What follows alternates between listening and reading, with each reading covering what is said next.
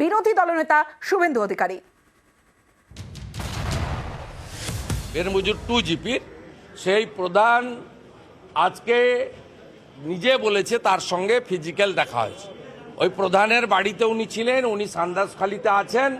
রাজ্যপাল মহোদয় লেখার পরে নাজাট পুলিশ এবং জবি থামাস তারা পার্সু করছেন শাহজাহানকে স্যারেন্ডার করানোর জন্য, একটা প্রেসারে আছে।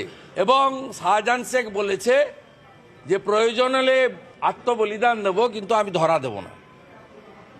আমি এগুলোও বলে দিলাম আপনাকে, তবে এদের পরিণতি খুব খারাপ হবে। শুভেন্দু যেটা বলেছে সেটা ভিত্তিহীন এবং মিথ্যা। তাই যদি হয় তা আমি বলছি শুভেন্দু আসুক না, এসে খুঁজে দিক না। শুভেন্দু যদি অত নির্দিষ্ট জেনে যায় যে ওখানেই আছে, তাহলে শুভেন্দু এসে খুঁজে দিক না। শুভেন্দু খুঁজে দিক, শুভেন্দু খুঁজে দিক।